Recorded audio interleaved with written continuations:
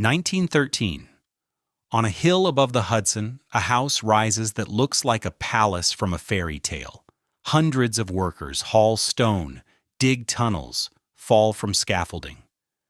The name of the man who owns this paradise is known all over the world, John D. Rockefeller, the first oil billionaire in history. Today, you arrive here as a tourist. The audio guide, in a soft voice, talks about great philanthropy and family tradition. But on the other side of the country, people still remember something else. Explosions at refineries, broken backs, ruined competitors, a court that branded him a monopolist. This is the dark story of Rockefeller's mansion empire. A story about how one man built an empire of palaces with money that was supposed to smell like oil, but started to smell like charity. We'll step into the grand halls and the cramped servants' rooms. We'll see the official reports of foundations and the unpaid bills of workers. In this story, the mansions aren't just houses. They are tools designed to rewrite the memory of a whole nation. And the main question is simple and brutal. Can beauty and good deeds really wash away the dark price that was paid for every stone? If you enjoy deep investigations into Gilded Age architecture and the families who built it, please like, subscribe, and tell me in the comments which house to explore next. Your support makes these detailed stories possible. Chapter 1. The Man Who Owned the View. To understand what Kaikiwit really is, you first have to understand what it was never meant to be. It was never meant to be a monument, never meant to be a museum. John D. Rockefeller did not build this house so that strangers could walk through it 100 years later and whisper about his legacy. He built it because he wanted something simpler and, in many ways, more revealing. He wanted a view. The estate sits in Pocantico Hills, a stretch of rolling land about 25 miles north of Manhattan. The name Kaikiwit comes from a Dutch word meaning lookout. And when you stand on the terrace today, you understand why. The Hudson River winds below like a silver ribbon. The hills fold into one another, soft and green. On a clear morning, you can see all the way to the distant ridgeline. It is the kind of view that makes you feel, for a moment, that you own the world. Rockefeller reportedly fell in love with this land in the early 1890s. He was already one of the richest men in America, perhaps the richest man who had ever lived. Standard Oil controlled roughly 90% of the nation's refined petroleum. The money flowed in faster than any human being could reasonably spend it. And yet Rockefeller, by all accounts, was not a man who craved spectacle. He did not throw lavish parties or chase headlines. He did not collect art for show. He dressed simply. He played golf. He handed out dimes to children on the street, a habit that reporters found either charming or grotesque, depending on their politics. What he wanted, above all, was quiet. And Pocantico Hills offered that. He began buying farms, quietly. One parcel at a time, a dairy here, an orchard there. The local families who sold their land reportedly did not always know who the buyer was. Agents handled the transactions. By the time the pattern became clear, Rockefeller had assembled an estate of several thousand acres. A private kingdom just about an hour's train ride from the chaos of the city. The first house on the property was modest by Gilded Age standards, a comfortable country home rather than a palace. Then, in 1902, it burned to the ground. The official cause was a fire in the heating system. No one was killed, but the house was a total loss. What rose in its place was something else entirely. The new Kaikiwit, the house that still stands today, took more than a decade to complete. The work involved hundreds of laborers, stonemasons, carpenters, plasterers, gardeners, engineers. Day after day, season after season, they cut stone, raised walls, carved balustrades, and shaped terraces. The main structure is a 4-story classical revival building clad in gray stone, with 40 rooms arranged around views and light. Formal gardens designed by William Wells Bosworth, the same landscape architect who would later help plan Rockefeller Center, step down from the house in terraces. Underground tunnels connect service buildings so that staff can move unseen. There is a coach barn, a playhouse, a tea house, grottos, fountains, sculpture. The cost, adjusted for modern inflation, runs into the tens of millions of dollars. The exact figure is difficult to pin down. Rockefeller kept careful records, but the estate was built in stages with constant revisions and additions. What is clear is that no expense was spared, and yet, for all its grandeur, Kykuit was designed to feel restrained. This was not the breakers in Newport, with its gilded excess and marble imported from Italy. Kykuit's beauty is quieter. The proportions are classical, the ornament is controlled. The message, if there is one, is not "look how rich I am." The message is "look how tasteful I am," how permanent, how serious. That distinction matters. The Rockefeller fortune was not old money, it was new money, the newest money in history, and new money in that era carried a stain. The robber barons of the Gilded Age were feared and envied, but they were not loved. Their names appeared in newspaper headlines next to words like monopoly, exploitation, and greed. John D. Rockefeller understood this. He understood that wealth alone was not enough. To secure his legacy, to secure his family's place in the American story, he needed something more durable than money. He needed stone. Chapter 2. Kerosene and quiet deals. The stone came from quarries. The money came from something darker. To understand the fortune that built Kykuit, you have to go back roughly 30 years before the first foundation was poured. You have to go to Cleveland, Ohio, in the years just after the Civil War, a city of smoke and ambition, a place where rail lines crossed, chimneys burned day and night, and a young bookkeeper named John D. Rockefeller saw something that others missed. Oil had been discovered in Pennsylvania in 1859. The early industry was chaos. Wildcatters drilled wherever they could, hoping to strike a gusher. Fortunes were made and lost in a matter of months. The price of crude swung wildly. Speculators went bankrupt. Boomtowns appeared almost overnight and then emptied just as quickly, leaving muddy streets and abandoned derricks behind. Rockefeller looked at this chaos and made a decision that would shape American history. He decided not to drill for oil. He decided to refine it. Refining was the bottleneck. You could pull crude out of the ground, but it was useless until someone turned it into kerosene, the fuel that lit the lamps of America.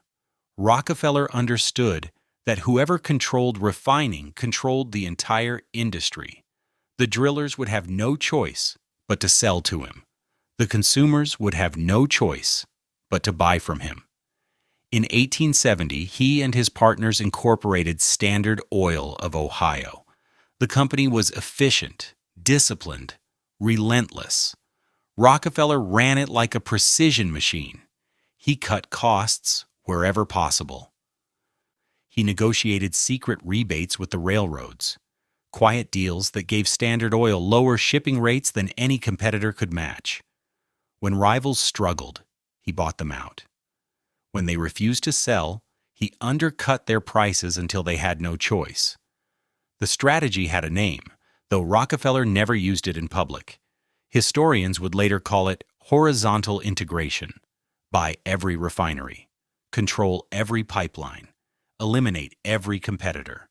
By 1880, Standard Oil reportedly controlled approximately 90% of all refined oil in the United States. 90%. The number is almost difficult to believe. Imagine a single company controlling 9 out of every 10 gallons of gasoline sold today. Imagine what that kind of power would mean. It meant that Rockefeller could set prices largely as he wished. It meant that independent oilmen had to accept his terms or face ruin. It meant that entire towns rose and fell based on decisions made inside Standard Oil's headquarters. And it meant that the wealth accumulating in Rockefeller's accounts was unlike anything the world had ever seen. But there was a cost. There is always a cost. The refineries that made Rockefeller rich were dangerous places. The work involved handling volatile chemicals, operating heavy machinery, breathing air thick with fumes. Safety regulations were minimal. Workers put in long shifts for wages that barely covered rent. Accidents happened regularly. Fires, explosions. Men burned, men died. Families lost their main wage earner in a single shift. The historical record on these deaths is incomplete. Standard Oil did not publish detailed accident reports. Local newspapers sometimes covered refinery fires, but the articles were often brief and quickly forgotten. What survives are fragments: a name in a coroner's report, a line in a church ledger, a payment to a widow noted in a company book. These fragments are easy to overlook. When you stand on the terrace at Kykwit and watch the sunset over the Hudson, you do not think about a man whose name you will never know, who died in a Cleveland refinery in 1878. The connection between that death and this view is invisible, but it is real. This is the central tension of the Rockefeller story. The same money that built hospitals and universities also came from an industry that chewed through workers and discarded them. The same efficiency that made Standard Oil profitable also crushed small businessmen who could not compete.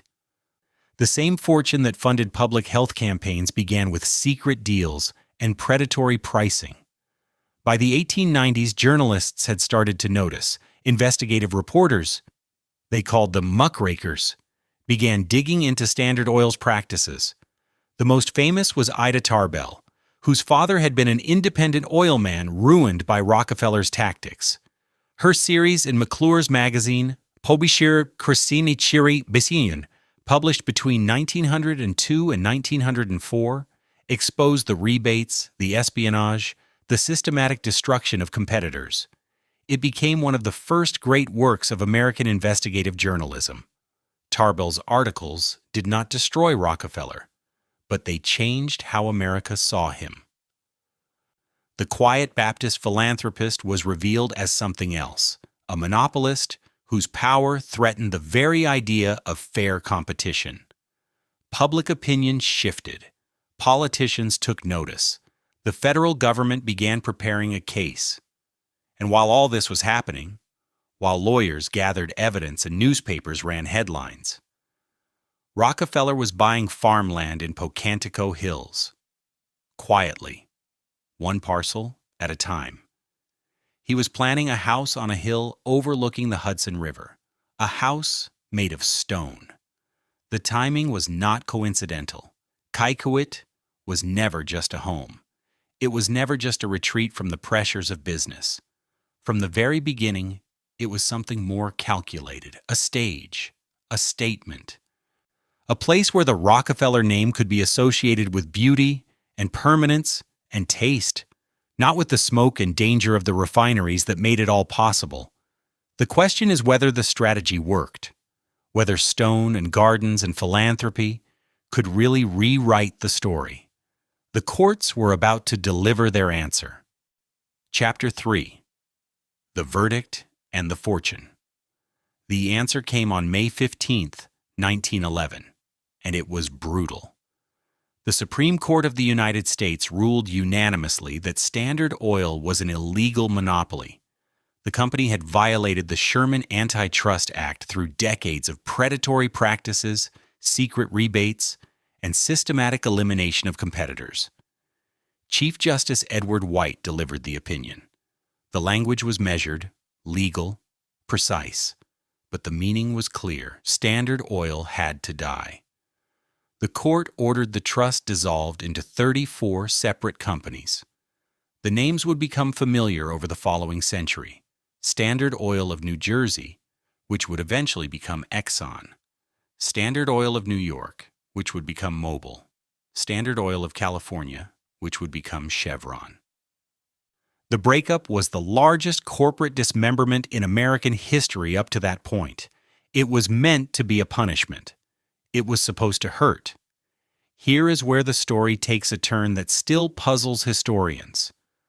The breakup of Standard Oil did not destroy John D. Rockefeller. It made him richer. The logic was almost absurd. Before the dissolution, Rockefeller owned approximately 25% of Standard Oil. After the dissolution, he owned roughly 25% of each of the 34 new companies. And those new companies, freed from the constant glare of antitrust scrutiny and riding a rising wave of automobile-driven demand for gasoline, began to grow. Their stock prices climbed and climbed and climbed. Within 2 years of the Supreme Court's ruling, Rockefeller's personal fortune had reportedly doubled. By some estimates, his net worth peaked at around $900 million in 1913, the equivalent of tens of billions today. He was by any measure the richest private citizen in modern history. The irony was almost too perfect. The court had found him guilty. The court had ordered his empire broken apart, and the result was that he became wealthier than ever before. Meanwhile, in Pocantico Hills, the work continued. The stonemasons were still hauling blocks up the hill. The landscape architects were still grading the terraces. The tunnels connecting the service buildings were still being dug. Kaikouet was rising stone by stone during the very months when Rockefeller's name was being dragged through the newspapers as a convicted monopolist. This timing deserves attention. Rockefeller was not a man who acted without calculation. Every decision he made in business had been deliberate, strategic, focused on long-term advantage. There is no reason to believe his approach to his personal legacy was any different. The mansion was not a retreat from the verdict. It was a response to it. Consider what Kaikouet represented: classical architecture, restrained elegance, formal gardens in the European tradition, art and sculpture carefully curated. Everything about the estate spoke of permanence, cultivation, taste. Everything about it said, "This is not the home of a robber baron. This is the home of a gentleman, a patron, a man whose wealth serves higher purposes." The construction costs were enormous. Historical records suggest that the final bill ran into millions of dollars, a figure that would translate to tens of millions today. But for Rockefeller, the expense was trivial. His fortune was generating more in interest each month than most Americans would earn in a lifetime. The house was an investment, not in real estate, in reputation. And it was only the beginning. The same years that saw Kaikouet's completion also saw the launch of Rockefeller's philanthropic machine. The Rockefeller Foundation was established in 1913, the same year the Supreme Court ruling took full effect. The General Education Board, founded a decade earlier, was expanding its programs across the American South. The Rockefeller Institute for Medical Research was funding breakthroughs in public health. The scale of giving was unprecedented. Rockefeller would eventually donate more than $500 million during his lifetime, the equivalent of billions today. The money funded universities, hospitals, research laboratories, public health campaigns that saved millions of lives. The hookworm eradication program alone reportedly treated more than 1 million people in the American South. The yellow fever research funded by Rockefeller money helped develop vaccines that are still in use today. These were not symbolic gestures. They were real achievements with real consequences. Children who would have died of preventable diseases grew up healthy because of Rockefeller-funded clinics. Students who could never have afforded education attended Rockefeller-funded schools. Scientists who might have worked in obscurity made discoveries in Rockefeller-funded laboratories. And yet the timing is impossible to ignore. The philanthropy accelerated at the very moment when the legal and public relations pressure was most intense. The foundations launched when the newspapers were calling Rockefeller a criminal.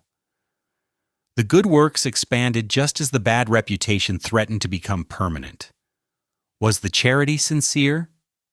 Probably. Rockefeller had been a devout Baptist his entire life.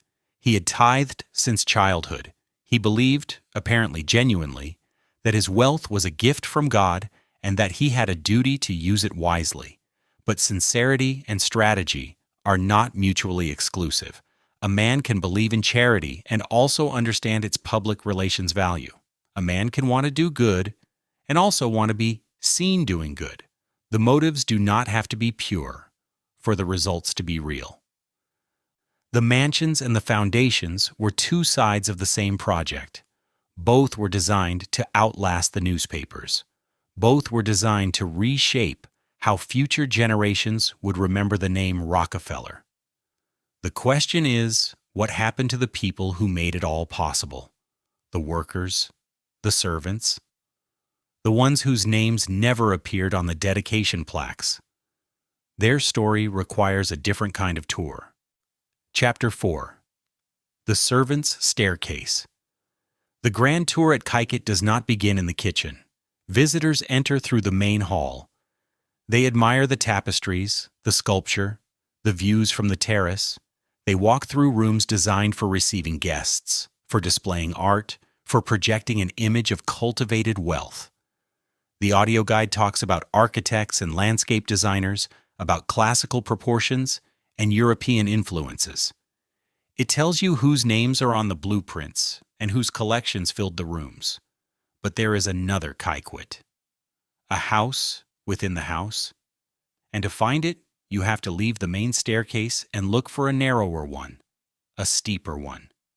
A staircase built for people who were never meant to be seen. The servants' quarters at Kaiket were tucked into the upper floors and into separate service buildings connected by underground tunnels. The tunnels were not decorative. They were functional corridors, low and practical. They allowed staff to move between the laundry, the kitchen, the coach house, and the main residence without ever crossing the paths of the family or their guests. The entire system was designed around invisibility. The people who made the house run smoothly were supposed to disappear into the walls. Historical records suggest that Kaiket employed dozens of staff at any given time: housemaids, cooks, gardeners, chauffeurs, laundresses, footmen. The exact number shifted with the seasons and with the family's needs. Some workers lived on the estate. Others came in from nearby towns each morning.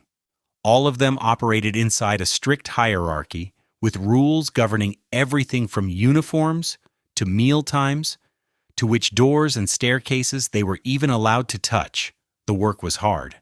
A housemaid in a Gilded Age mansion typically worked 6 days a week, often 12 hours a day or more.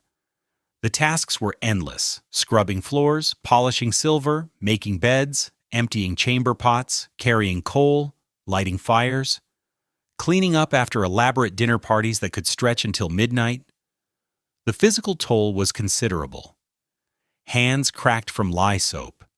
Backs ached from hauling water. Knees wore down from years of kneeling on stone floors and carpeted stairs that were never quite clean enough. The wages, by modern standards, were modest. A housemaid at a wealthy estate in the early 20th century might earn between $15 and $25 a month plus room and board. This could be better than factory work in some respects. Factory hours were often even longer, and the dangers more acute, but it was hardly comfortable. Servants saved what they could. Many sent money home to parents or younger siblings. Some dreamed of leaving service one day and opening a boarding house, a small shop, a laundry of their own. What survives from this world is mostly silence. Servants in great houses were not encouraged to keep diaries. They were not interviewed by journalists.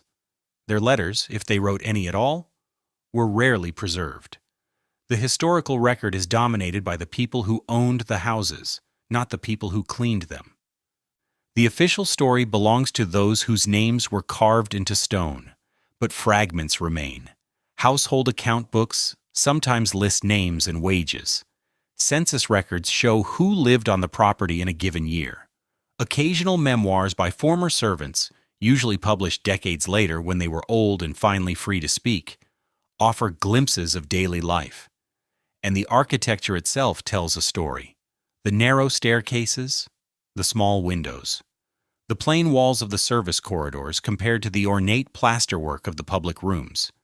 The house was designed to enforce a distinction between two classes of people, and that distinction is still visible in the bones of the building.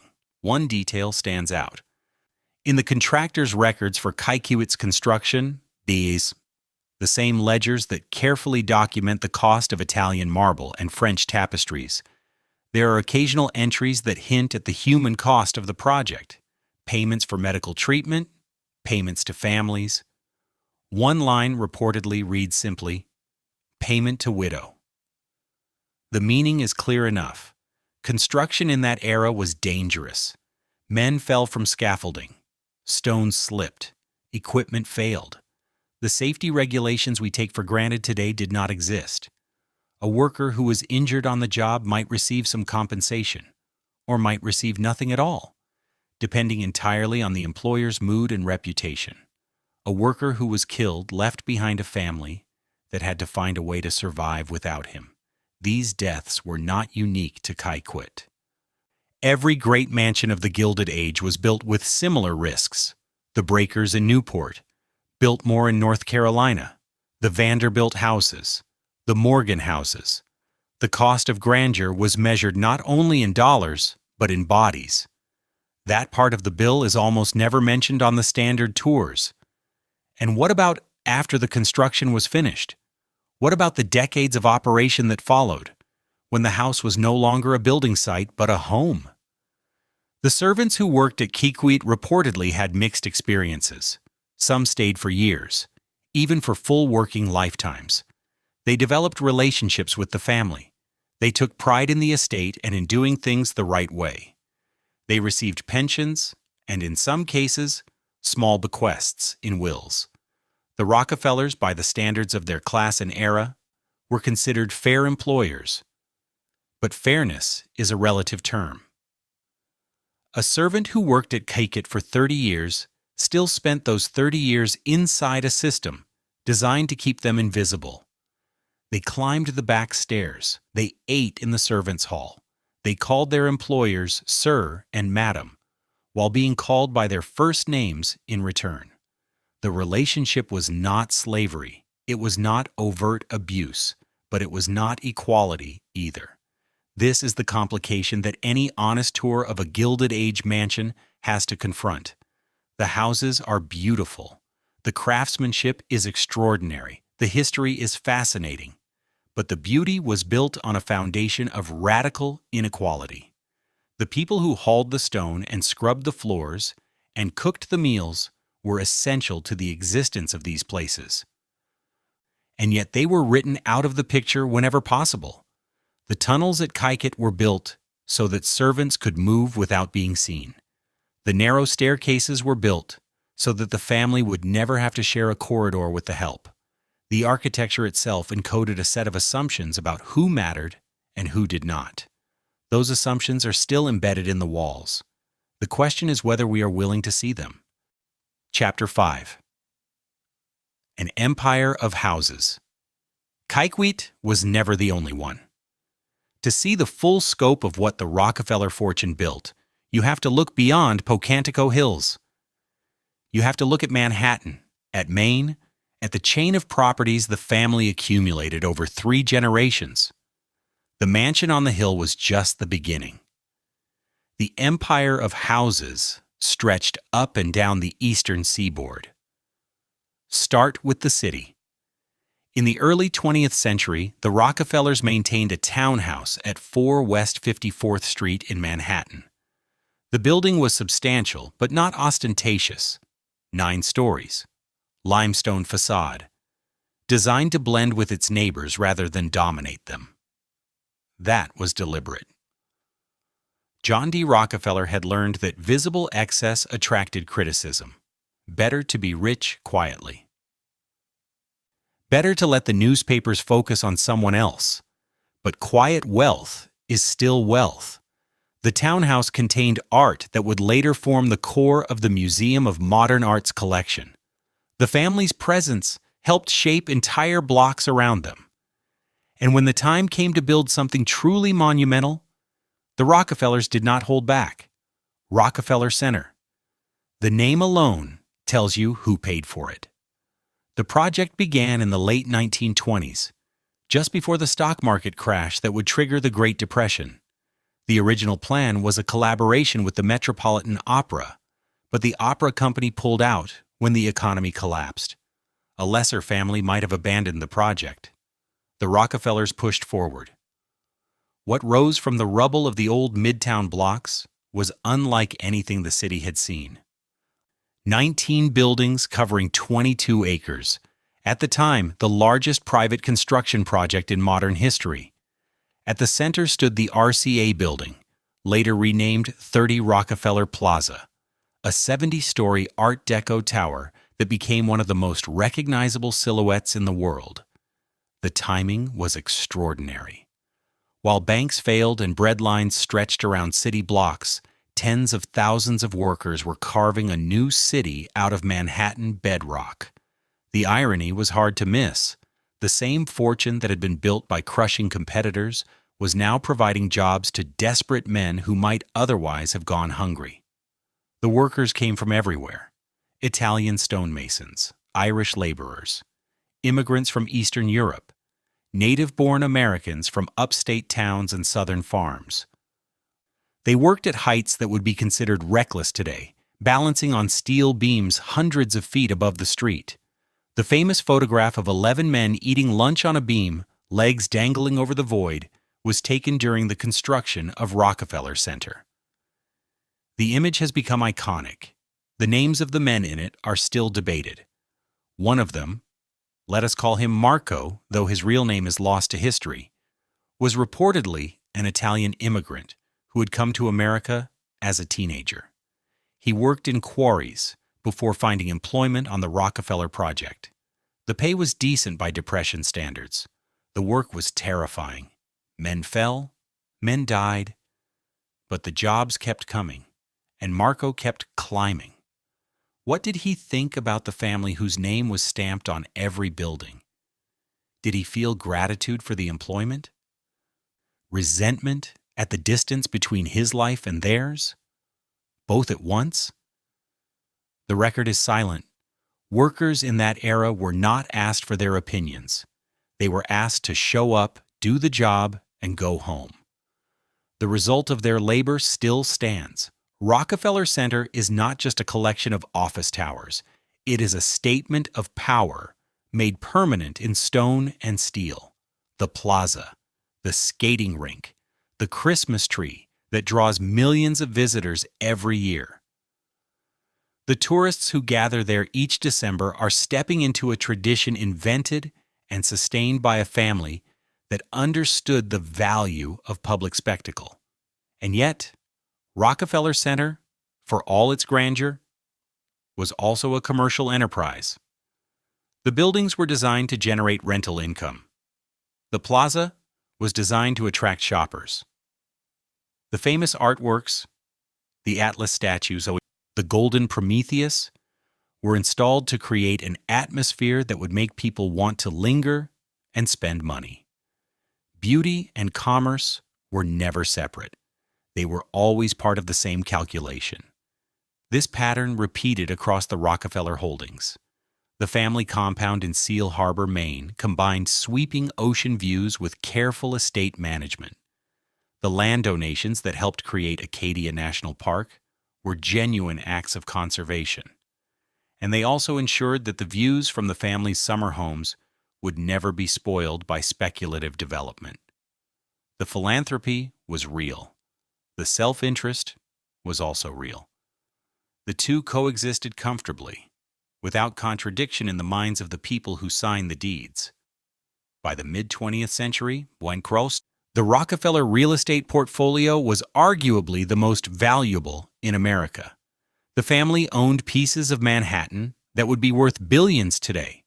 They controlled access to some of the most beautiful landscapes on the eastern seaboard. They had built, in the most literal sense, an empire. But empires require maintenance. They require staff. They require the invisible labor of thousands of people who cook the meals, clean the rooms, tend the gardens, polish the stone, and repair the roofs. The houses were monuments to one family's wealth. They were also workplaces for generations of Americans who would never own anything remotely comparable. The question that haunted the family, the question that haunts anyone who inherits a fortune built on questionable foundations, was simple. What do you do with it? How do you justify it?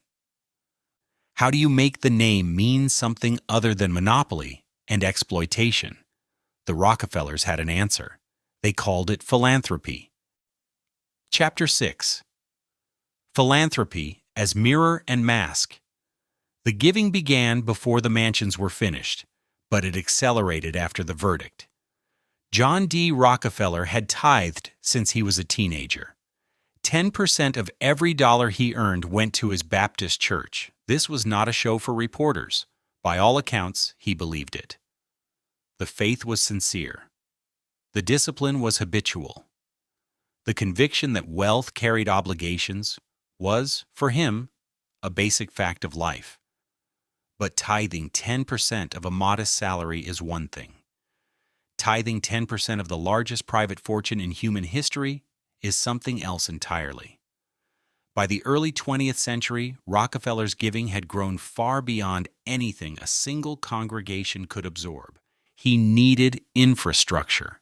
He needed institutions. He needed a machine. The Rockefeller Foundation was chartered in 1913. Its mission statement was ambitious to the point of grandiosity: to promote the well-being of mankind throughout the world.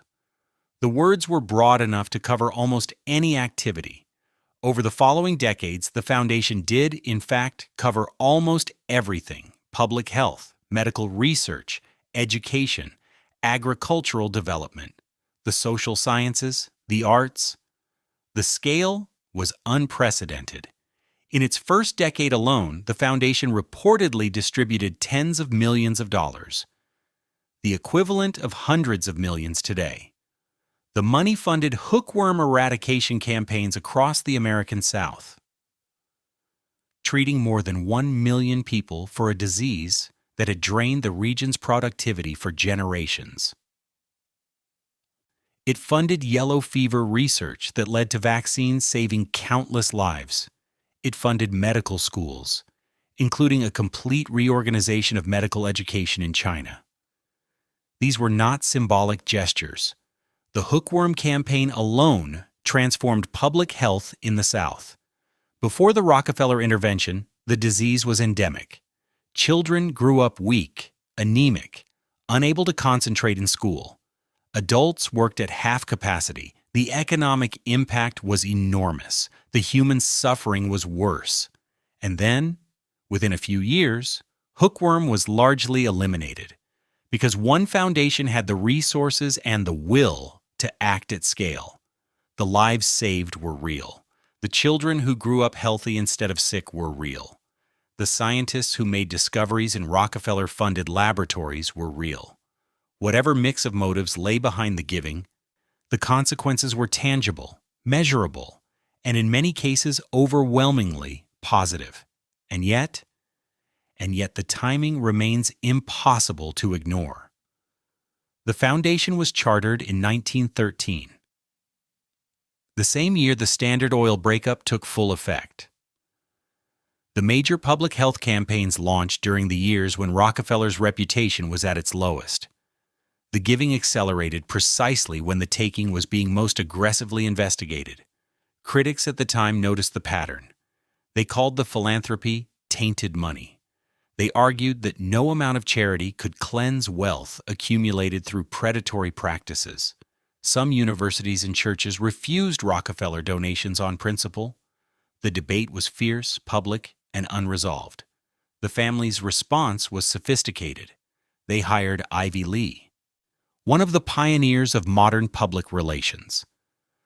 Lee understood that reputation was not only about actions, it was about narrative, about which parts of the story were told and how. He advised Rockefeller to make his generosity more visible, to be photographed with children, to speak publicly about his faith and his values, to let the newspapers print images of a kindly old man handing out dimes instead of a ruthless monopolist crushing competitors. The strategy worked. Over time, the public image shifted. The robber baron became the philanthropist. The man exposed in Ida Tarbell's pages became the man whose name adorned hospitals and universities. Rockefeller, which had once been a synonym for greed, slowly became a synonym for generosity. But the critics never entirely disappeared. And their arguments have only grown sharper with distance. The problem with philanthropy on this scale is not that it fails to do good. The problem is that it concentrates power. A foundation with hundreds of millions of dollars can shape public policy in ways no ordinary citizen can match. It can fund research that supports certain conclusions and quietly starve research that challenges them. It can build institutions that reflect the donor's values rather than the public's. It can, in effect, purchase a level of influence that was never subjected to any democratic vote. The Rockefeller Foundation funded public health campaigns. It also funded eugenics research. The same institution that saved lives in the American South also supported programs that sought to control who should have children. The line between promoting the well-being of mankind and deciding what mankind should look like turned out to be disturbingly thin. This is not a simple story of villains and heroes. The people who ran the foundation were not cartoon monsters. Many genuinely believed they were improving the world, and in many cases they were right. The vaccines worked, the schools educated, the hospitals treated. But the power behind those decisions was never accountable in the way governments are supposed to be. The choices were never put to a public vote. The priorities were set by a small group of wealthy individuals and the experts they hired. The public had no say. The public had no veto. The public was expected to be grateful. Today, the pattern continues. The names have changed: Gates, Zuckerberg, Bezos, but the structure remains familiar. Vast fortunes accumulated through market dominance are redirected into philanthropic enterprises that promise to solve global problems. The giving is real. The good works are real. And the concentration of power in unaccountable private hands is just as real. The mansions and the foundations were always two sides of the same coin. Both were built with the same money. Both served the same ultimate purpose: to transform how the world remembered the name Rockefeller. The question is whether we should let them succeed. Chapter 7. The Ledger of Stone. Every mansion is a ledger. The question is, who gets to read it? Walk through the rooms at Kykewit today, and you will see what the family wanted you to see. The tapestries, the sculpture, the views across the Hudson. The audio guide talks about architects and landscape designers, about artistic vision and European influences. It mentions philanthropy. It mentions the family's contributions to public life. It does not linger on the refineries. This is not a hidden plot. It is simply how historic house museums usually work. They preserve what was built to be preserved. They repeat the story the architecture was designed to tell.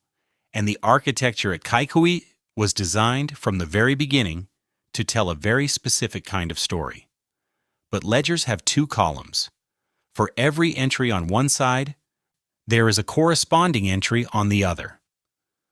The money that paid for the Italian marble came from somewhere. The workers who hauled it up the hill came from somewhere. The servants who polished it for decades came from somewhere. Their stories are part of the ledger too, even if they were never carved into the stone. Consider a single room, the dining room at Kikwit, where the Rockefeller family entertained guests for generations. The table could seat dozens. The china was custom-made. The silver was polished to a mirror shine.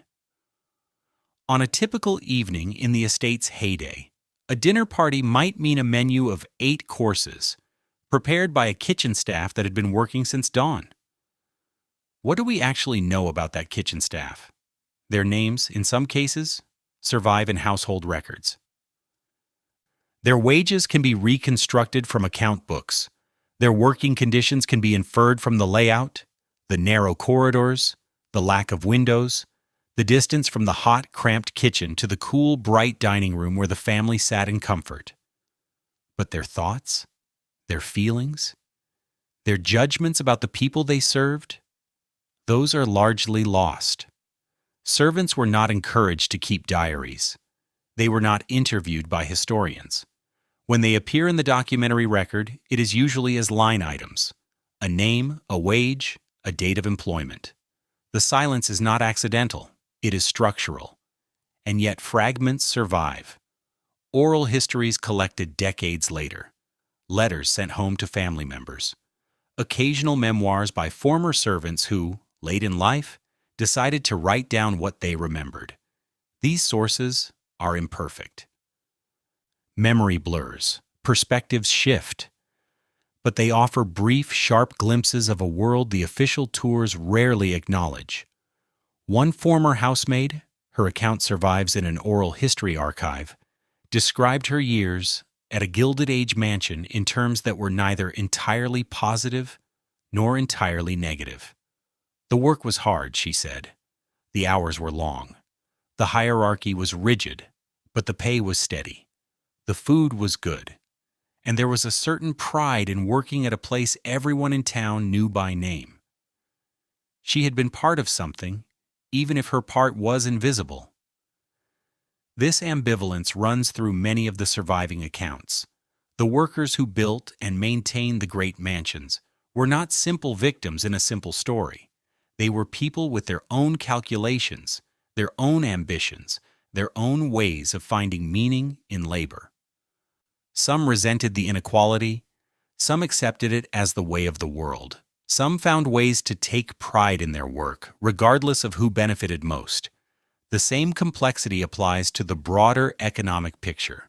Standard Oil was a monopoly that crushed competitors and exploited workers. It was also an engine of economic development that created thousands of jobs, funded entire communities, and helped transform the United States into an industrial power. The refineries were dangerous. They were also, for many workers, the best-paying employment available in their region. This is not a defense of monopoly. It is not an excuse for exploitation. It is an acknowledgement that history is rarely neat.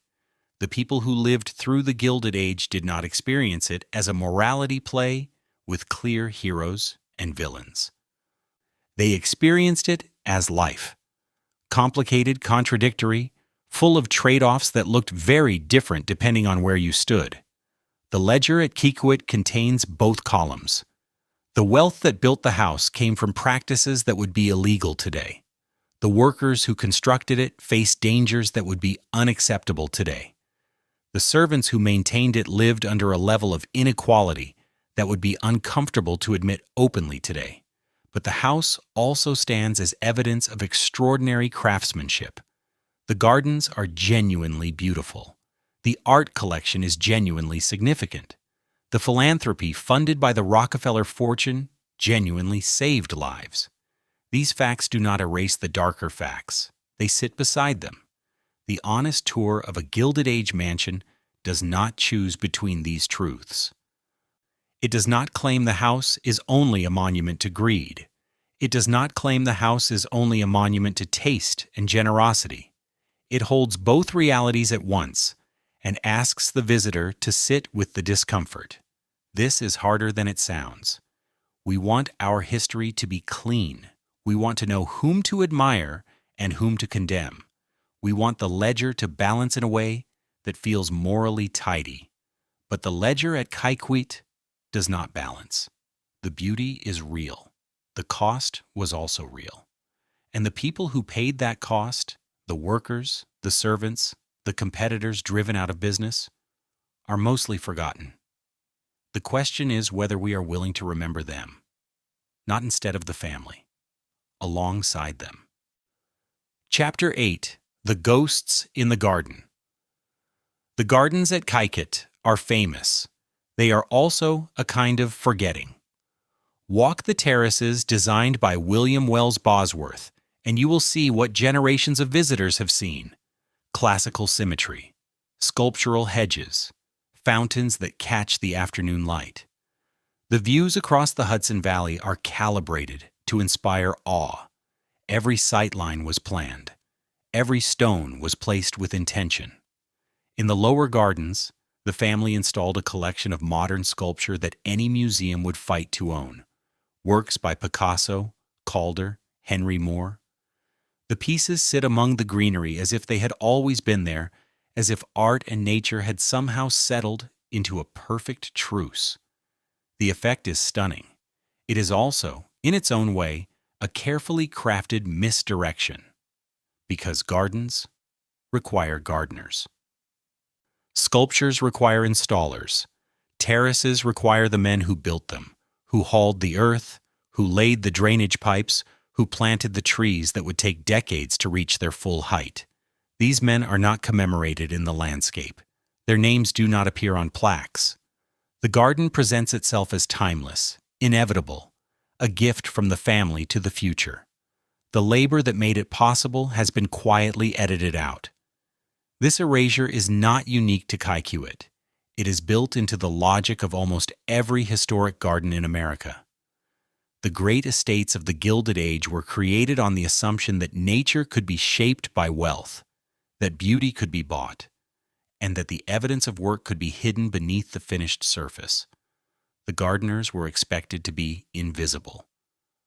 Their job was to sustain an illusion that the landscape simply existed, perfect and unchanging, without human effort.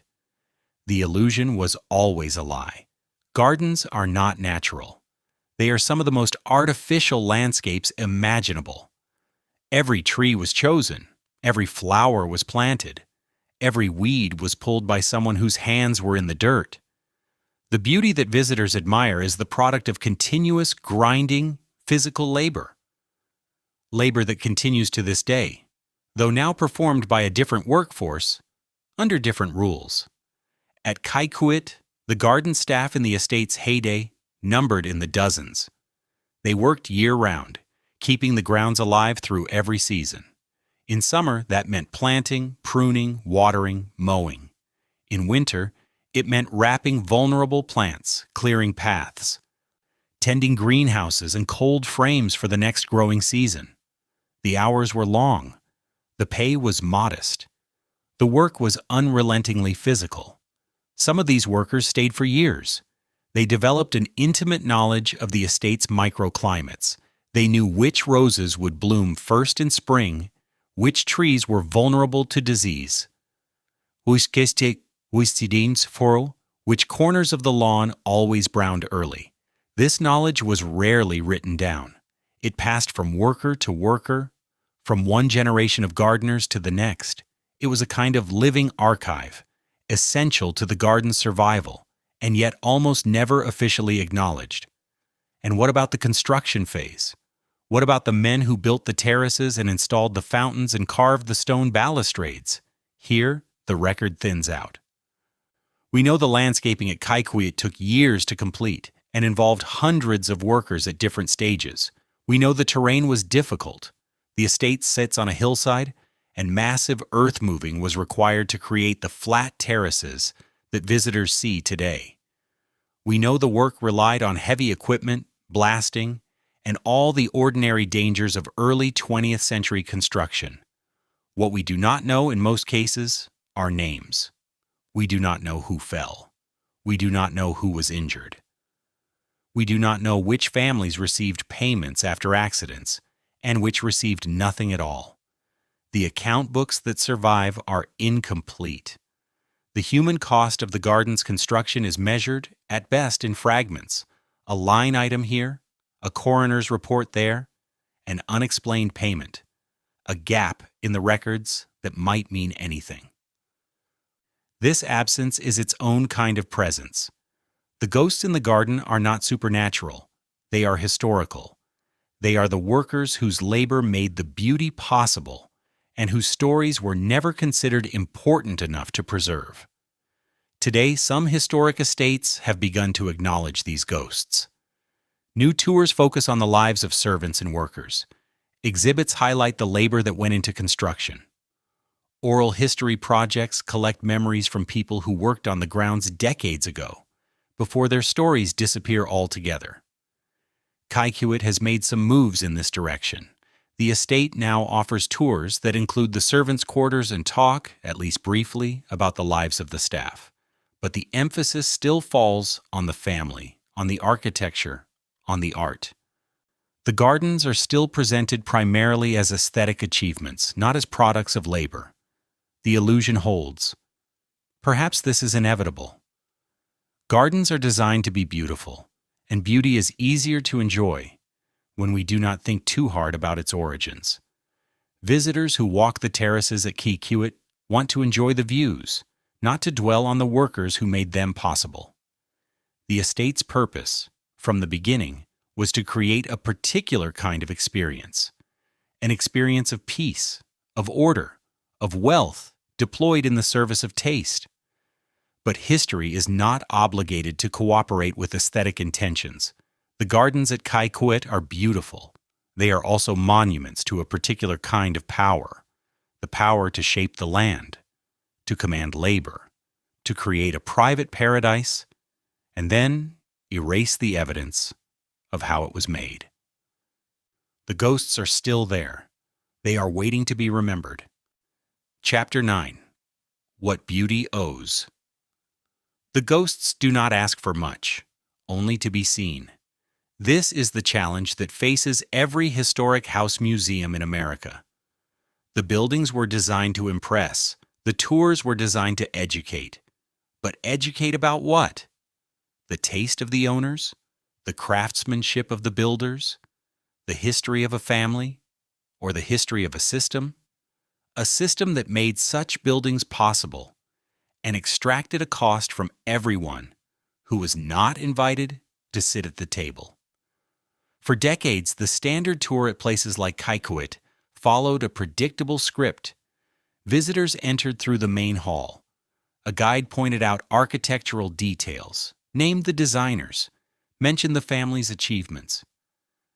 The narrative was one of aspiration and accomplishment. The house was presented as evidence of what America could produce when talent and resources came together. This narrative was not false. The houses are impressive. The craftsmanship is extraordinary. The families who built them did, in many cases, contribute to American life in ways that deserve recognition. But the narrative was incomplete. It told one side of the ledger and ignored the other. The shift began slowly. In the 1970s and 1980s, social historians started asking different questions about the past. They wanted to know not just what the powerful did, but how ordinary people lived. They wanted to understand the systems, economic, social, political, that shaped everyday experience. They looked at the same mansions and saw different stories waiting to be told. Some historic sites responded. Colonial Williamsburg, which had long presented a sanitized version of 18th century life, began incorporating the stories of enslaved people into its tours. Plantation museums in the South faced pressure to acknowledge the labor that had made the cotton economy possible. The conversation about what historic sites owed to history, all of history, grew louder and more insistent. Gilded Age mansions were slower to change. The period was more recent, the families more prominent, the sensitivities more acute. Many of the estates were still connected to living descendants who had strong opinions about how their ancestors should be portrayed. The path from monument to taste to site of historical reckoning was longer and more contested. But the pressure mounted. Visitors began asking questions that the standard tours could not answer. Who built this house? Who cleaned it? Who cooked the meals and polished the silver and tended the gardens? Where did the money come from? What did it cost? Not in dollars, but in human terms. These questions are not hostile. They are not attempts to tear down the past or to vilify the families who built the mansions. They are simply requests for completeness. A tour that mentions the architect but not the stonemasons is incomplete. A tour that celebrates philanthropy but ignores the source of the fortune is incomplete. A tour that shows the dining room but not the kitchen is incomplete. Completeness is harder than celebration. It requires holding contradictions. It requires acknowledging that the same money can fund hospitals and exploit workers. It requires admitting that beauty and injustice can coexist in the same building. The same family, the same historical moment. Some visitors resist this complexity. They come to admire the house, not to feel guilty about it. They want to enjoy the gardens, not to think about who planted them. They want history to be comfortable, a story of progress and achievement, with the difficult parts safely in the past. But history is not comfortable. History is the record of everything that happened, not just the parts we want to remember. The mansions of the Gilded Age are beautiful. They are also evidence of an economic system that concentrated wealth in the hands of a few, while millions labored in dangerous conditions for meager pay. Both facts are true. Neither cancels the other. What does beauty owe? It owes, at minimum, honesty. It owes an acknowledgement that the stone was quarried by someone, hauled by someone, carved by someone. It owes recognition that the gardens were planted by hands that are now forgotten. It owes a place in the story for the people who made the story possible. This is not a demand for guilt. Guilt is useless. It changes nothing and helps no one. What is demanded is something simpler and more sustainable: attention. The willingness to look at the full picture. The willingness to hold the beauty and the cost in the same frame. At Kaikouet, this might mean a tour that spends as much time in the servants' quarters as in the main hall. It might mean an exhibit about the construction workers who built the estate. It might mean a garden walk that names the gardeners, not just the landscape architect. Small changes. Significant shifts. The house will still be beautiful. The views will still be stunning. The art will still be worth seeing. Nothing is lost by telling the whole story. Something is gained, a history that includes everyone who lived it. The Rockefeller name is carved into buildings across America. The names of the workers who built those buildings are mostly lost, but the work survives. The stone survives. The gardens survive. What we owe to beauty is the truth about how it came to be. Chapter 10. From oil to legacy. The story did not end with John D. Rockefeller. He died in 1937, a few weeks short of his 98th birthday. By then, he had given away more than $500 million, the equivalent of many billions today. The newspapers that had once called him a robber baron now ran respectful obituaries praising his philanthropy. The transformation was complete. The man who had been vilified as a monopolist was, officially, remembered as a benefactor. But the fortune survived him, and the question of what to do with it passed to the next generation. John D. Rockefeller Jr., known as Junior, inherited not just money, but a project. His father had built the wealth and begun the rehabilitation. Junior's task was to carry it to the finish line. To make the Rockefeller name synonymous not with Standard Oil, but with public service, to build institutions that would outlast any individual family member. He threw himself into the work. Rockefeller Center was his project, conceived and executed during the darkest years of the Depression. The restoration of colonial Williamsburg was his vision. An entire 18th century town reconstructed as a monument to American history. The Cloisters, the medieval branch of the Metropolitan Museum of Art, was assembled from his collection and placed in a park he had donated. The land that became Acadia National Park in Maine was, to a large extent, his gift. These were not small gestures. They reshaped the American landscape, becoming permanent additions to the nation's cultural and natural heritage. Whatever one thought of the original fortune, the institutions it created were undeniably significant. And yet the question lingered: can money wash itself clean? Can enough hospitals and universities and national parks erase the memory of crushed competitors and dangerous refineries? The debate that had raged during John D. Rockefeller's lifetime continued after his death. It continues today. The third generation complicated the picture further. The 5 sons of John D. Rockefeller Jr., known collectively as the Brothers, spread into politics, philanthropy, banking, and public service. Nelson became governor of New York and vice president of the United States. David ran Chase Manhattan Bank and became one of the most influential financiers of the 20th century. Lawrence focused on conservation and venture capital. Winthrop became governor of Arkansas. John III concentrated on philanthropy, particularly in Asia.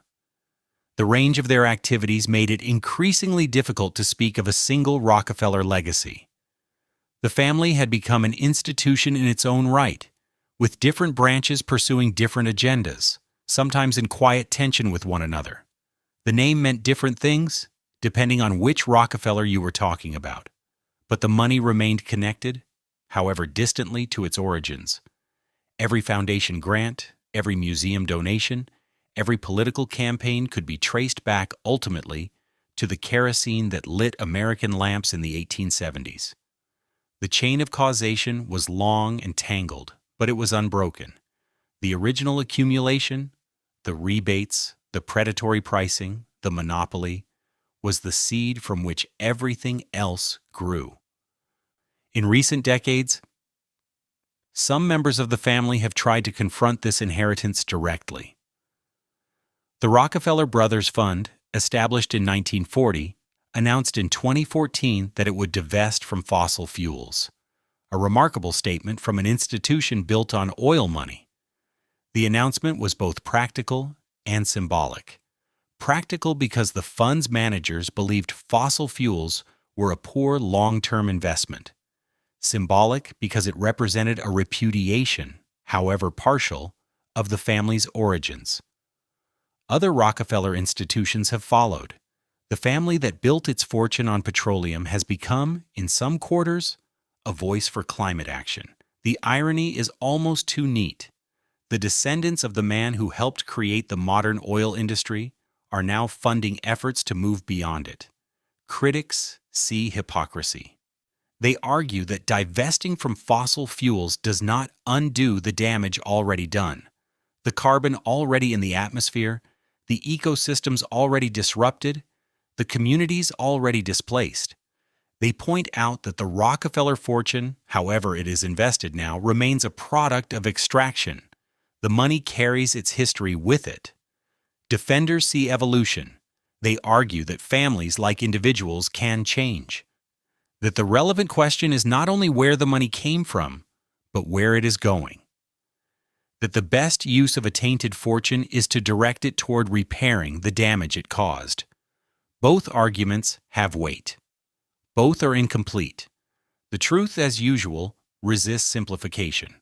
What can be said is that the Rockefeller story is not over. The mansions still stand. The foundations still operate. The name still appears on buildings and institutions across America and around the world. The legacy is still being written, still being contested, still being shaped by decisions made right now.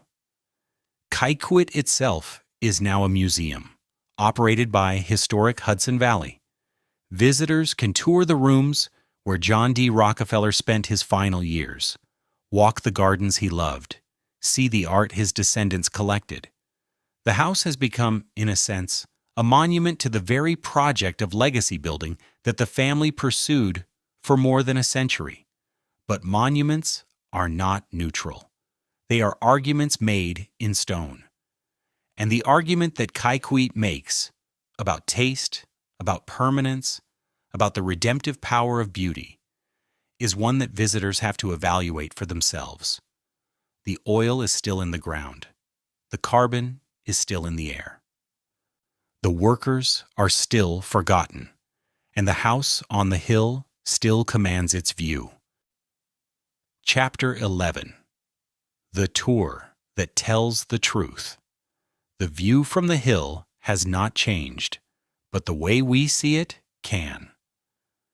Imagine a different kind of tour, not the standard walk through grand rooms with rehearsed facts about architects and acquisition dates, not the scrubbed narrative of philanthropy and public service.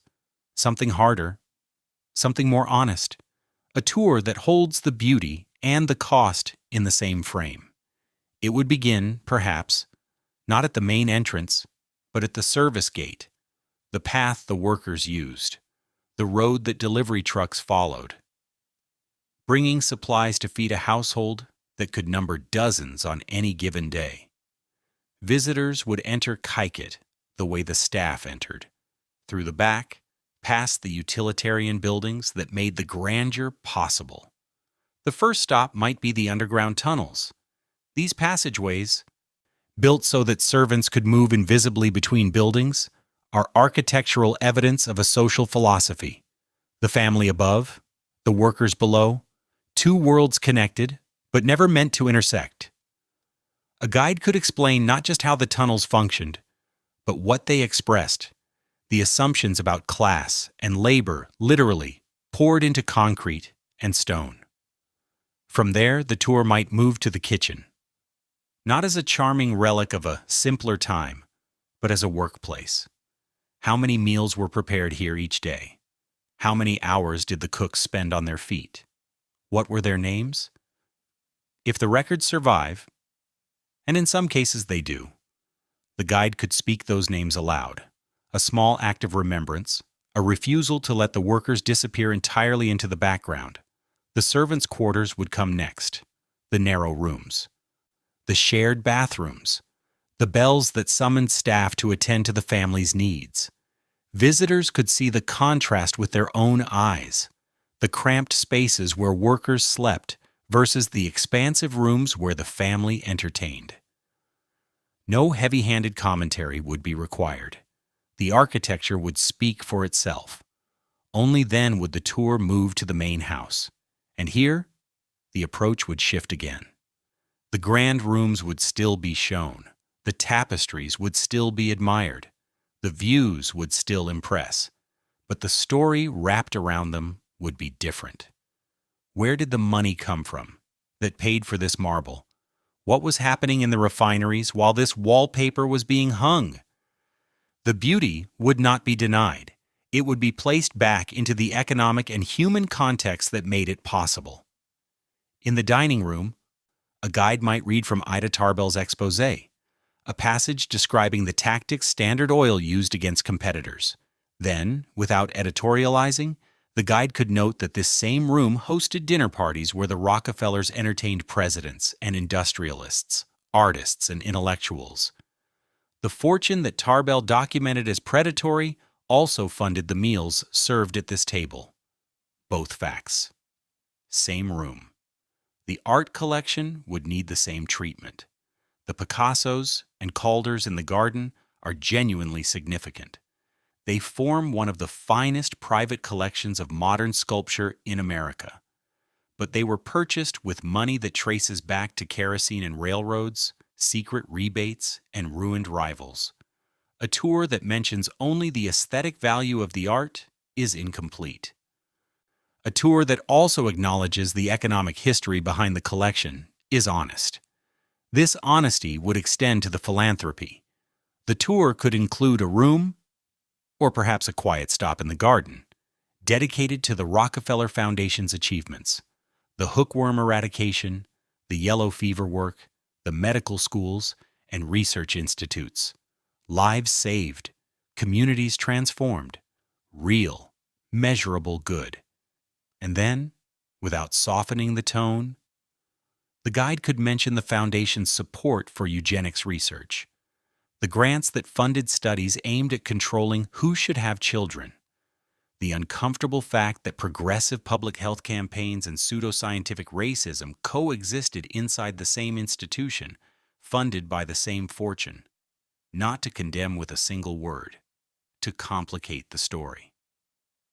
To resist the easy narrative of pure villainy or pure heroism. The tour would end, perhaps, on the terrace, the famous view, the Hudson River below, the hills beyond, the same landscape John D. Rockefeller saw when he decided to buy this land more than a century ago. A guide could ask visitors to hold two thoughts at once. First, this view is genuinely beautiful. The gardens are extraordinary. The craftsmanship is remarkable. There is value here worth preserving, worth visiting, worth admiring. Second, this beauty was purchased at a price. The workers who built the terraces, the servants who maintained them, the competitors who were crushed to generate the fortune, they are part of this view too, even if they remain invisible. To see only the beauty is to see incompletely.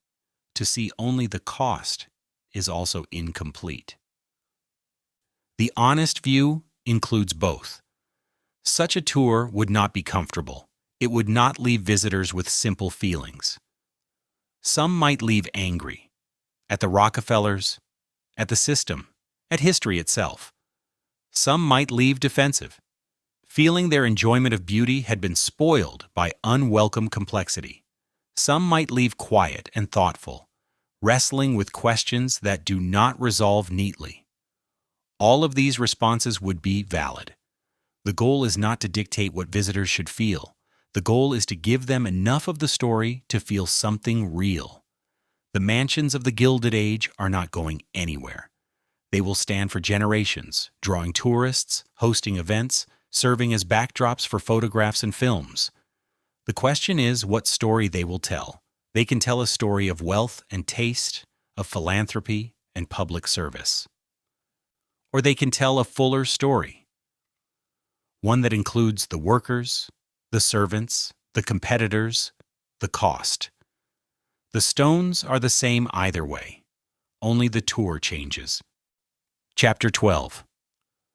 The question that remains. The tour ends. The visitors leave. The house stays. This is the strange permanence of architecture. The people who built Kykwood are gone. The family, the architects, the stonemasons, the gardeners. The debates that raged during John D. Rockefeller's lifetime have faded into historical footnotes. The newspapers that called him a criminal and the newspapers that called him a saint have both crumbled into archives. But the house remains, the stone remains, the view remains.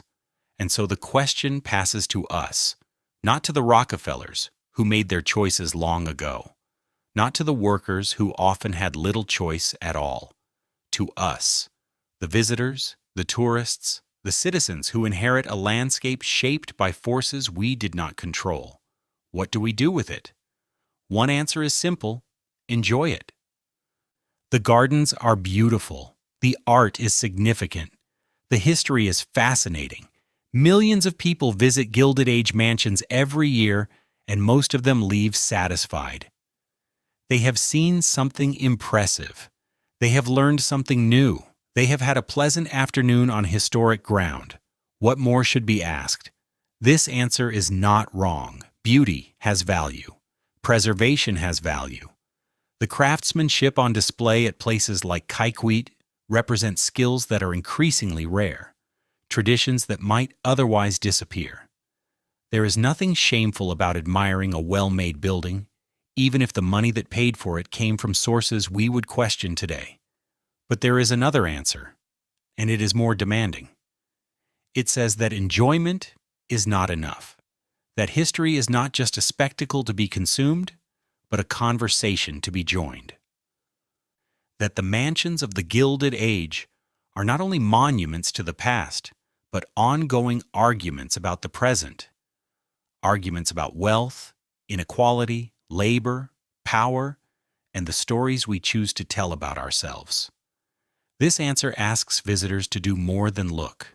It asks them to think, to ask questions, to connect the stone on the terrace to the refineries in Cleveland, the gardens to the workers who planted them, the philanthropy to the fortune that funded it. It asks visitors to hold complexity, to resist simple judgments, to sit with discomfort.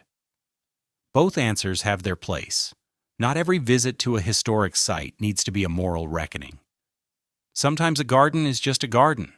Sometimes a beautiful view, shared with a friend or a family member, is enough for that particular day. But the question lingers. Because the issues that the Rockefeller story raises are not safely sealed in the past. They are here now, in different forms, but with a familiar shape. Today, new fortunes are being built on a scale that rivals or exceeds the Gilded Age. Technology companies have created concentrations of wealth that would have astonished even John D. Rockefeller. The founders of these companies face the same fundamental choices he faced: what to do with money that exceeds any individual's capacity to spend. And they are reaching for the same tools: philanthropy, foundations, public works, the slow rehabilitation of reputations tarnished by aggressive business practices. The mansions of the 21st century may not look like Kaikouet. They may be tropical islands, private space programs, sprawling compounds in the desert, or digital empires that exist only as server farms in anonymous buildings, but the underlying dynamic is the same. Vast wealth, accumulated through market dominance, seeking legitimacy through giving. The critics who challenged Rockefeller are still with us too. They ask the same questions. Can philanthropy compensate for exploitation? Should private individuals have the power to shape public policy through their donations? Is charity a substitute for justice, or a way of avoiding it? These questions have no final answers. They are not puzzles to be solved once and for all, but tensions to be managed. Every generation has to work them out for itself, in its own context, with its own understanding of what fairness requires. What the mansions offer is a place to think. The stone and gardens and carefully preserved rooms are evidence of one set of answers. The answers that the Rockefellers gave to the questions of their time. Whether those answers were right or wrong, sufficient or inadequate, is for visitors to decide. The house does not judge. The house simply stands. And perhaps that is its final lesson. The buildings we create outlast the intentions behind them. John D. Rockefeller built Kaikouet to secure his legacy, to demonstrate his taste, to provide a refuge from the pressures of his public life. He could not have imagined the tours that would one day pass through his private rooms, the questions that strangers would ask about his fortune, the debates that would continue a century after his death. The house escaped his control. It became public property, not in a legal sense, but in a cultural one.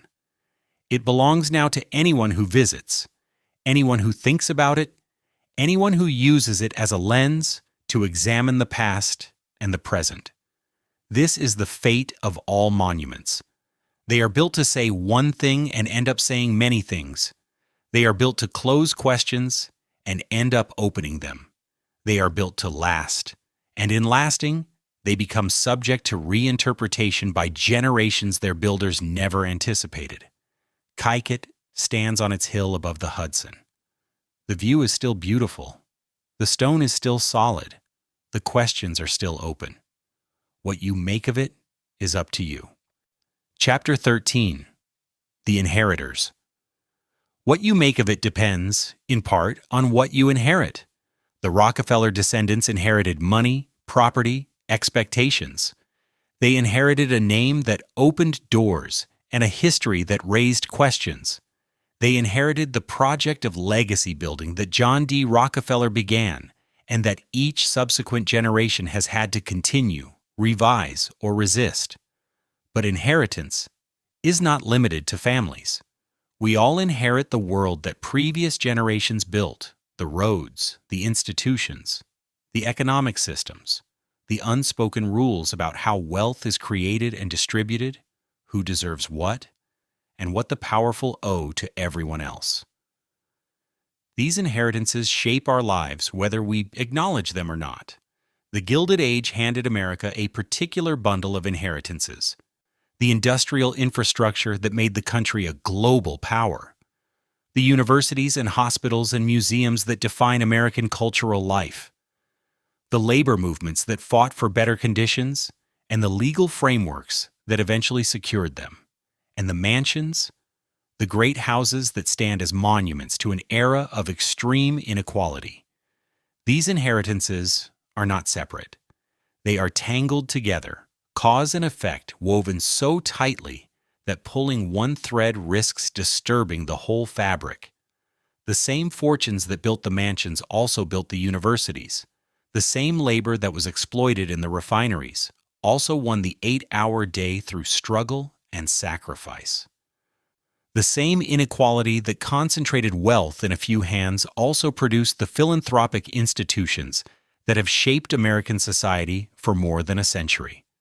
To inherit this history is to inherit its contradictions. The descendant of a refinery worker and the descendant of a Rockefeller both live in a country shaped by Standard Oil, by its efficiency and its predation, by its wealth creation and its wealth concentration. Neither can fully escape that legacy.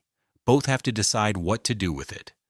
For the Rockefeller family, this decision has taken many forms. Some descendants have embraced the philanthropic tradition, dedicating their lives to the foundations and causes the family has long supported. Others have pursued careers in politics, business, or the arts, using the family name as a platform while trying to chart their own course. Still others have sought distance from the legacy, uneasy with the weight of expectations or the complexity of the history attached to their last name. The fourth and fifth generations face challenges their great-great-grandfather could not have imagined. The fortune, though still substantial, has been divided among hundreds of descendants. The name, though still recognizable, no longer commands the same automatic deference. The world has changed. The questions about wealth and responsibility have grown more urgent, not less. Climate change poses the starkest challenge. The Rockefeller fortune was built on fossil fuels, the very substances now understood to be destabilizing the planet's climate. To be a Rockefeller heir in the 21st century is to inherit not just money, but a specific historical connection to the carbon economy.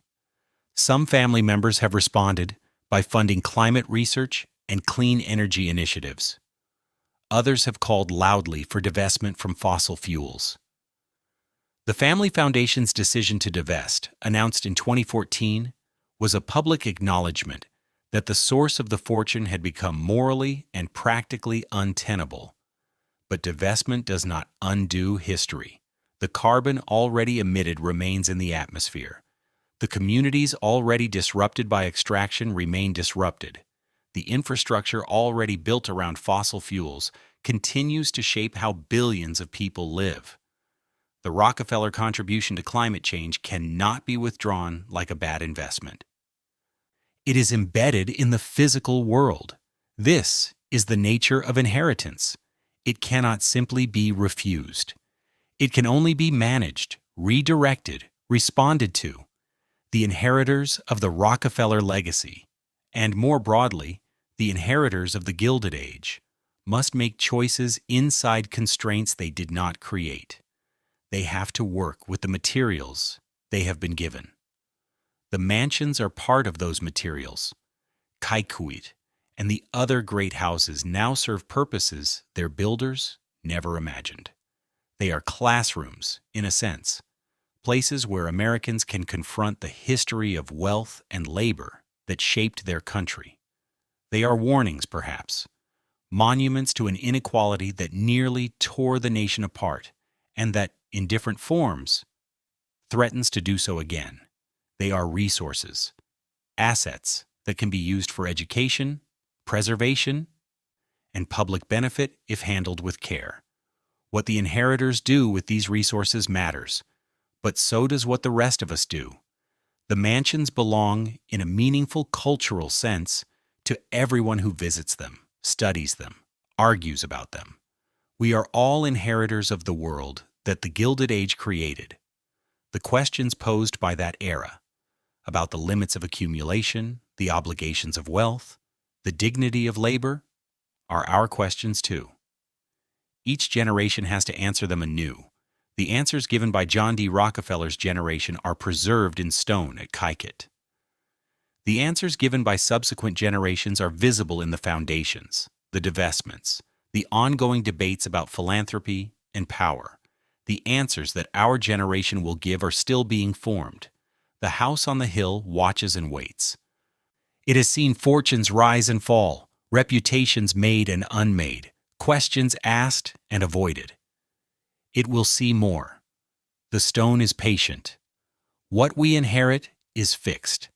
What we do with it is not. Chapter 14. The Silence and the Stone. What we do with it begins with what we are willing to say. For decades, the story of Kaiket was told in a particular way. The official narrative emphasized beauty, taste, philanthropy, public service. The tours followed predictable paths through grand rooms, reciting facts about architects and artworks, mentioning the family's contributions to American life. The silence around more difficult topics was not openly hostile or defensive. It was simply how things were done. Historic house museums existed to preserve and celebrate, not to interrogate. This silence had a texture. It was woven into the fabric of the tours, present in every room where the source of the fortune went unmentioned, every corridor where the servants' lives were passed over quickly, every garden where the workers who built it remained anonymous. The silence was not a lie, exactly. It was an omission, a choice about what mattered enough to say out loud. Silences like this are common in historic sites. They accumulate over time, becoming part of the institutional culture, part of what guides expect and visitors accept. Breaking them requires effort, intention, and a willingness to risk discomfort. It requires asking whether the story being told is complete and what might be gained by telling it differently. At some Gilded Age mansions, the silence has begun to lift. New tours explore the lives of servants. Exhibits acknowledge the labor that built the estates. Oral history projects collect memories before they are lost entirely. The shift is gradual, incomplete, and contested, but it is happening. Kaiket has participated in this shift, though cautiously. Tours of the servants' quarters are now available. The lives of the staff are mentioned, if not explored in depth. The narrative has expanded to include at least some acknowledgement of the people who made the house function. But much remains unsaid. The connection between the mansion and the refineries is rarely drawn explicitly. The workers who died in Standard Oil facilities are not commemorated at the estate that their labor helped fund. The predatory business practices documented by Ida Tarbell and confirmed by the Supreme Court are not part of the Standard Tour. The silence around these topics remains heavy. This is understandable. Historic Hudson Valley, which operates Kaiket, must balance multiple obligations to historical accuracy, to visitor experience, to the preservation of the site, to relationships with donors and community members. A tour that dwelled relentlessly on the dark side of the Rockefeller fortune might alienate visitors and undermine the institution's mission. There are legitimate reasons for caution, but caution has costs too. A narrative that omits the difficult parts is a narrative that distorts. Visitors who learn only about the beauty and the philanthropy leave with an incomplete picture, not just of the Rockefellers, but of American history, of how wealth is made and maintained, of what inequality looks like when it is built in stone. The question is not whether to tell the whole story. No tour can tell the whole story. Time is limited, attention is finite, and history is inexhaustible. The question is which parts of the story are considered essential, which facts are treated as mandatory and which as optional, which voices are amplified and which remain unheard. Right now, at most Gilded Age mansions, the story of the family is mandatory. The story of the workers is optional. The architectural achievements are essential. The labor conditions that made them possible are supplementary. The philanthropy is highlighted. The source of the fortune hums in the background. Reversing these priorities entirely would be neither possible nor desirable. The mansions are significant in part because of their design, their beauty, their place in architectural history. That significance is real and worth preserving, but a rebalancing is possible. A tour that gives equal weight to the people who built the house and the people who owned it. An exhibit that places the refineries alongside the foundations. A garden walk that names the gardeners. These changes would not diminish the house. They would deepen it. The stone would still be beautiful, the views would still be stunning, but the meaning of that beauty would be richer, more honest, more true. Silence is a choice. What we choose not to say is as significant as what we say. The silences at Kaikouit and at mansions like it across America are choices made by institutions and individuals, choices that can be revisited, revised, reconsidered. The stone cannot speak for itself. It depends on the people who walk through its rooms, who write its tours, who decide what stories to tell and which to leave untold. The stone is patient, but it is also passive. It will bear whatever narrative we impose upon it. For more than a century, the narrative imposed on Kaikouit was one of taste, permanence, and redemption through philanthropy. It was a narrative designed by the family and perpetuated by the institutions that inherited their legacy.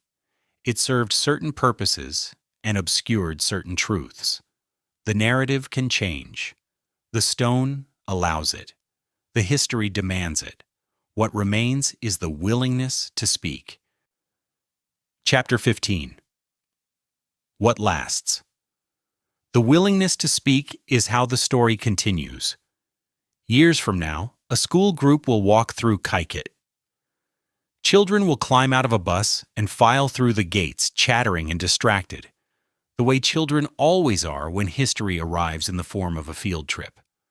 They will see the stone facade, the formal gardens, the views that stretch down to the river. Some will be bored. Some will be impressed. A few will remember this day for the rest of their lives. A guide will lead them through the rooms. By then, perhaps the tour will have changed. Perhaps the servants' quarters will receive as much time as the grand hall. Perhaps the connection between the mansion and the refineries will be drawn clearly, without apology or euphemism. Perhaps the names of workers, the ones that survived in the records, will be spoken aloud and given the same weight as the names of architects and landscape designers. A child will look up at the stone lions flanking the entrance, the kind of detail that catches a young eye. And the child will ask the question that children always ask, the question adults learn to suppress. Did the people who built this get anything good out of it? The guide will pause. This is the moment that matters. The answer could be simple: a quick yes or no, a comforting reassurance, or a neat dismissal.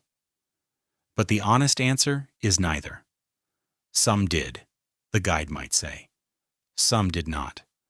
The workers who built this house were paid, and for many of them, the job was better than their other options. But some were injured. Some died. Their names are mostly lost. The servants who lived here had steady work and a place to sleep, but they worked long hours inside a system that kept them invisible. The family gave away hundreds of millions of dollars and helped save countless lives.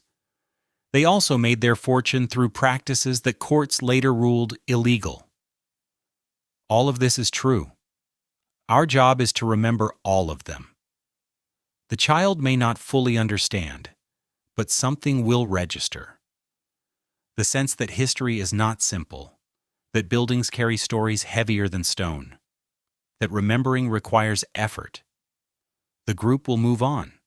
The guide will continue. The house will remain. And somewhere at the back of the line, a child will glance back at the stone lions, thinking about the hands that carved them. Hands that belonged to someone with a name, a family, a life beyond this hill. That glance is where history begins, not in the stone, in the looking.